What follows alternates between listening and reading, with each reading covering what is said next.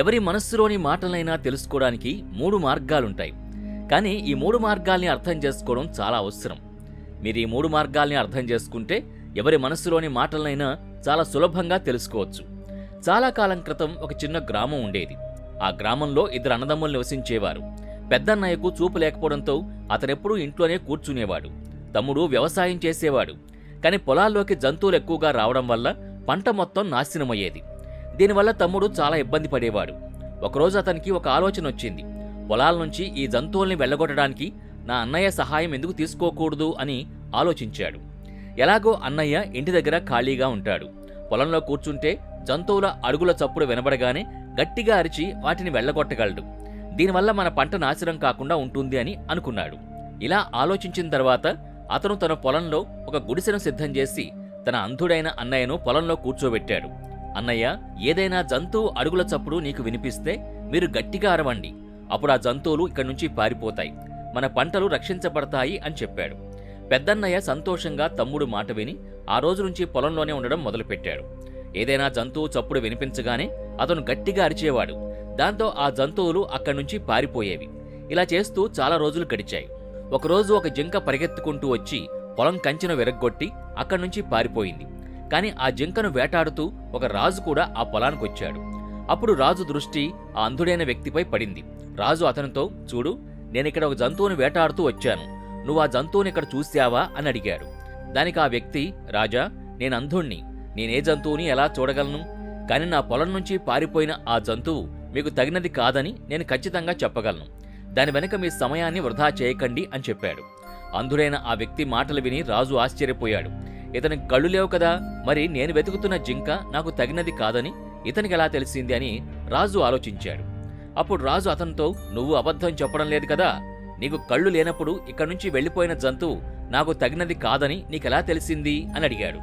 అప్పుడు ఆ అంధుడు ఇలా అన్నాడు, రాజా, మీరు దేన్నైతే జింక అని అనుకుంటున్నారో అది నిజానికి మగ జింక కాదు, అది ఒక ఆడ జింక. అంతేకాదు అది గర్భవతి కూడా. నాకు తెలిసినంత వరకు ఏ రాజు కూడా గర్భవతిగా ఉన్న జింకని వేటాడడం నేనెప్పుడూ వినలేదు. అందుకే ఆ జింక మీకు తగినది కాదు అని నేను చెప్పాను. ఇది విని రాజు ఇంకా ఆశ్చర్యపోయాడు. ఒక అంధుడు ఆ జింక గర్భవతి అని ఎలా తెలుసుకున్నాడు అని ఆలోచించాడు. రాజు కొద్దిసేపు ఆలోచించి తన సేనాపతితో, సేనాపతి, నాకు ఆ జంతువు ప్రాణాలతో కావాలి. ఎందుకంటే అది గర్భవతి అవునో కాదో నేను తెలుసుకోవాలి. ఈ అంధుడు చాలా నమ్మకంగా చెబుతున్నాడు. ఒకవేళ అది ఆడ జింకై గర్భవతి కూడా అయితే అది మా వేటకు తగినది కాదు. ఎందుకంటే మేము ఒక మగ జింకను వేటాడుతున్నాం. అందుకే వెళ్ళి అదేంటో తెలుసుకురా అని పంపాడు. సేనాపతి రాజు ఆజ్ఞ తీసుకుని ముందుకు వెళ్ళాడు. కొద్దిసేపటి తర్వాత తిరిగొచ్చి రాజుతో ఇలా అన్నాడు, రాజా, ఈ అంధుడు చెప్పిన మాటలన్నీ అక్షరాల నిజం. అది ఒక ఆడజింకే, మరియు అది గర్భవతి కూడా.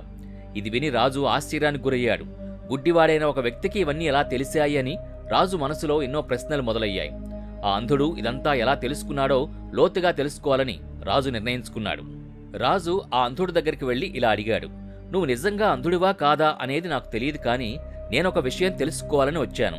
నేను అడిగే ప్రశ్నలకి నువ్వు సరైన సమాధానం చెబుతావా అని అడిగాడు. దానికి ఆ వ్యక్తి, రాజా, మీరు ఏది అడగాలనుకున్నా అడగచ్చు, నేను మీకు నిజమే చెబుతాను అని అన్నాడు. అప్పుడు రాజు, మొదటగా నువ్వు అంధుడివి అంటున్నావు, మరోవైపు నేను వేటాడుతున్న జింక ఆడజింక అని, అది గర్భవతి అని చెప్పావు. నీకు ఇదంతా ఎలా తెలిసింది? నీ పొలంలోకి ఎన్నో జంతువులు వస్తూ ఉంటాయి కదా, నువ్వు ఈ విషయాన్ని ఎలా అంచనా వేయగలిగావు అని అడిగాడు. దానికి ఆ అంధుడు ఇలా బదులిచ్చాడు, రాజా, మీరు వేటాడుతున్న జంతువు నా పొలంలోకి రాగానే దాని వేగం మరియు దాని అడుగుల చప్పుని బట్టి అది ఆడజింక అని నాకు అర్థమైంది. నా పొలం చుట్టూ జంతువుల్ని ఆపడానికున్న కంచె చాలా చిన్నది, దాని ఎత్తు తక్కువ, కానీ ఆ జంతువు దాన్ని విరగ్గొట్టి పారిపోయింది. ఒకవేళ అది దాని పైనుంచి దూకి పారిపోవాలని ప్రయత్నిస్తే దాని కడుపులోని బిడ్డకి ముప్పు వాటిల్లుతుంది. ఆ భయం వల్లే అది కంచెను విరగ్గొట్టింది. ఆ విషయాన్ని బట్టే అది గర్భవతి అని నేను తెలుసుకున్నాను. అప్పుడు రాజు మనసులో ఇంకో ప్రశ్న కలిగింది, మరి అది కేవలం జింక అని నీకెలా తెలిసింది? వేరే జంతువులు కూడా ఇటుగా రావచ్చు కదా అని అడిగాడు. దానికి ఆంధుడు, రాజా, నేను ఉదయం నుంచి సాయంత్రం వరకు ఇక్కడే కూర్చుని ఉంటాను. నా వినికిడి శక్తి చాలా ఎక్కువ. ఏ జంతువు నా పొలంలోకి వచ్చిందో నేను ఇట్టే గుర్తుపట్టగలను. దాని ఆధారంగానే నేను గట్టిగా అరుస్తాను. దాంతో అవి నా పొలం నుంచి పారిపోతాయి, పంటలు నాశనం కాకుండా ఉంటాయి అని చెప్పాడు. అతని సమాధానంతో రాజు సంతృప్తి చెందాడు. ఇతనికి చూపు లేకపోయినా చాలా తెలివైన వాళ్లా ఉన్నాడు. ఇతని వల్ల ఏదో ఒక పని సాధించాలని ఆలోచిస్తూ రాజు తన కోటకి తిరిగి వెళ్ళాడు. కొన్ని రోజుల తర్వాత రాజు తన సేనాపతిని పిలిచి ఆ అంధుణ్ణి కోటకు తీసుకురమ్మని ఆజ్ఞాపించాడు. సేనాపతి వెంటనే వెళ్లి అతన్ని తీసుకొచ్చాడు. అంధుడు చాలా తెలివైనవాడు కాబట్టి రాజు తనకేదో పని అప్పగించబోతున్నాడని, అది తనని ఇబ్బందిలో పడేయవచ్చని ముందే ఊహించాడు. అయినా సేనాపతితో కలిసి వెళ్ళాడు. కోటకి రాగానే రాజు అతనితో, నువ్వు చాలా గొప్ప జ్ఞానివి, ఏ విషయాన్నైనా సులభంగా తెలుసుకోగలవు. ఈరోజు నిన్నిక్కడికి ఎందుకు పిలిచానంటే, నా భార్య పతివ్రతో కాదో నువ్వు నాకు చెప్పాలి అని అడిగాడు. దానికి ఆ వ్యక్తి, రాజా, ఇదేం ప్రశ్న? మీ పెళ్ళై ఇన్నేళ్లయింది, ఇప్పుడు ఈ విషయం ఎందుకు అడుగుతున్నారు అన్నాడు. దానికి రాజు పట్టుబడుతూ, నువ్వు దీనికి సమాధానం చెప్పాల్సిందే, లేకపోతే నీకు మరణశిక్ష విధిస్తాను అని హెచ్చరించాడు. అప్పుడు ఆ అంధుడు, రాజా, దీనికి సమాధానం చెప్పాలంటే మీరు నాకొక పని చేయాలి, మీ భార్యను నాతో ఒక గదిలో ఒంటరిగా వదలాలి అని అడిగాడు. మొదట రాజు కోపం వచ్చినా కొద్దిసేపు ఆలోచించి సరేనని తన భార్యను ఆ అంధుడితో ఒక గదిలో ఉంచాడు. గదిలో ఉన్నప్పుడు ఆ వ్యక్తి రాణితో, రాణి, నేను నిన్ను తాకాలి అనుకుంటున్నాను అని అన్నాడు. ఆ మాట వినగానే రాణికి విపరీతమైన కోపం వచ్చి ఆ అంధుణ్ణి పిడికిళ్లతో కాళ్లతో కొట్టడం మొదలుపెట్టింది. అతన్ని పట్టుకుని పదే పదే కొట్టింది. ఎలాగోలా ఆ అంధుడు తన ప్రాణాలు కాపాడుకుని బయటకొచ్చి రాజుతో, రాజా, మీ భార్య పతివ్రత కాదు అని చెప్పాడు. ఇది విని రాజు కోపం వచ్చి తన కత్తిని దూసి రాణి దగ్గరికి వెళ్ళాడు. రాణి, ఈరోజు నేను అడిగే ప్రశ్నలకు నిజం చెప్పు, ఒక్క మాట అబద్ధం చెప్పినా నీ తల నరికేస్తాను, నువ్వు పతివ్రతవా కాదా అని అడిగాడు. అప్పుడు రాణి, రాజా, మీరు నన్ను చంపినా సరే నేను పతివ్రతను కాదు అని ఒప్పుకుంది. రాజు చాలా బాధపడ్డాడు, నిరాశ చెందాడు. ఆ అంధుడు చెప్పింది నిజమే అని రాజు గ్రహించి అతని దగ్గరికి వెళ్ళి, నీకు ఈ విషయం ఎలా తెలిసింది అని అడిగాడు. అప్పుడు అతను, రాజా, చాలా చిన్న విషయం, నేను మీ భార్యను తాకాలి అని అడిగాను. దానికి ఆమె ఎంతగా కోపగించుకుందంటే నన్ను కాళ్లతో చేతులతో కొట్టడం మొదలుపెట్టింది. అసలు ఒక మహిళ పరాయి మగాడిని ఎలా తాకగలదు? ఆమె కోపం వస్తే నన్ను పక్కకు వెళ్ళిపోమని చెప్పొచ్చు, కానీ ఆమె నన్ను కొడుతూ నా శరీరం మొత్తాన్ని తాకింది. అటువంటి స్త్రీ పతివ్రత ఎలా అవుతుంది అని వివరించాడు. రాజు అతని జ్ఞానానికి అబ్బురపడి, సరే, ఇంకో ప్రశ్న అడుగుతాను, దానికి కూడా సమాధానం చెబితే నిన్ను పంపిస్తాను. నేను నిజంగా నా తండ్రికి పుట్టిన కొడుకునేనా లేక మరెవరికైనా పుట్టానా అని అడిగాడు. దీనికి ఆ అంధుడు, రాజా, దీంతో మీకు అవసరమేంటి? మీరెవరికి పుట్టినా ఈ రాజ్యానికి రాజువే కదా అన్నాడు. కాని రాజు మొండిగా తనకు సమాధానం కావాలి అని అడిగాడు. అప్పుడు ఆ అంధుడు, దీనికోసం నేను మీ తల్లి దగ్గరికి వెళ్లాల్సిన అవసరం లేదు, ఇప్పుడే చెప్పగలను, కాని మీరు నాపై కోప్పడనని మాటివ్వాలి అని అడిగాడు. రాజు మాటిచ్చిన తర్వాత అంధుడు ఇలా అన్నాడు, రాజా, మీరు మీ తండ్రి కొడుకే, కాని మీపై ఒక పిసినారి వ్యాపారి నీడపడింది. రాజు కోపం వచ్చినా తన తల్లి దగ్గరికి వెళ్లి నిలదీశాడు. అప్పుడు తల్లి, బిడ్డ, నువ్వు నీ తండ్రి కొడుకువే, కాని నువ్వు పుట్టకముందు నేను స్నానం చేసి అద్దంలో నా ముఖం చూసుకుంటున్నప్పుడు ఆ అద్దం వెనక ఒక పిసినారి వ్యాపారి ఉండడంతో అతని నీడ నీపై పడింది అని చెప్పింది. రాజు ఆశ్చర్యపోయి మళ్లీ అంధుడి దగ్గరికొచ్చి, నాపై పిసినారి నీడ పడిందని నీకెలా తెలిసింది అని అడిగాడు. దానికి ఆ అంధుడు, రాజా, నేను అడిగిన ఎన్నో కష్టమైన ప్రశ్నలకి సమాధానం చెప్పాను.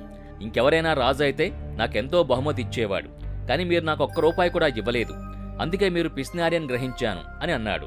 రాజు గట్టిగా నవ్వి, నీకేం కావాలో అడుగు, ఖచ్చితంగా ఇస్తాను, కాని నీకు ఇవన్నీ ఎలా తెలుస్తున్నాయి?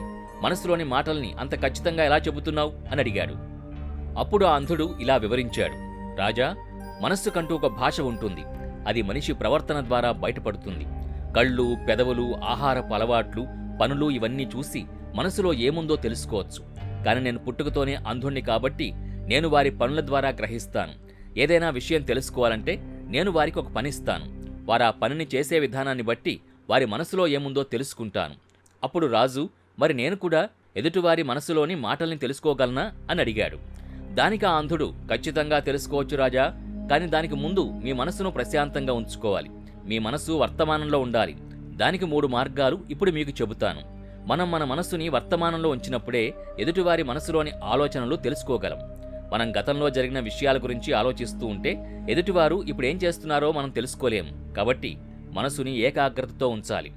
మొదటి మార్గం, కళ్లపై దృష్టి పెట్టడం. ఒక వ్యక్తితో మాట్లాడుతున్నప్పుడు వారి కళ్ళల్లోకి చూడాలి. కళ్ళు మాట్లాడవు, కానీ చాలా విషయాలు చెబుతాయి.